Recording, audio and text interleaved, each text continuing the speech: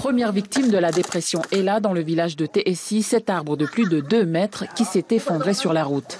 Pas de blessés ni de dégâts majeurs, à part peut-être les fils téléphoniques arrachés. Le cas, c'est juste le beau-fils, et puis le cousin, le beau-frère, et tous les petits gamins du voisin.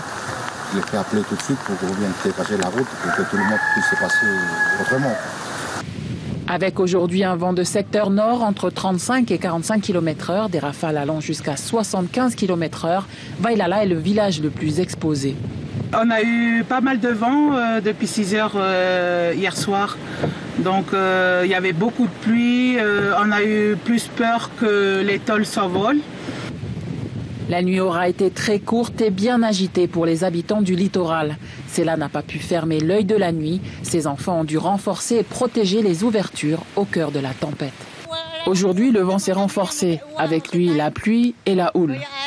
Et bien sûr que ça m'a fait peur, parce que si ça s'intensifie cette nuit, on risque d'avoir un cyclone.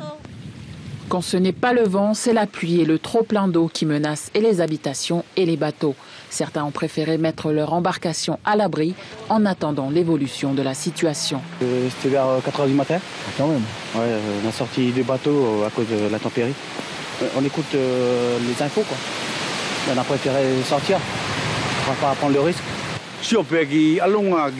Moi, quand j'ai vu la force du vent hier soir, eh bien, je vous avoue que j'ai un peu paniqué.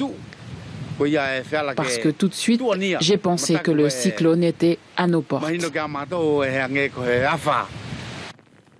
Même si pour Wallis, Ella a perdu en intensité, les sorties en mer sont toujours déconseillées. La vigilance reste de mise.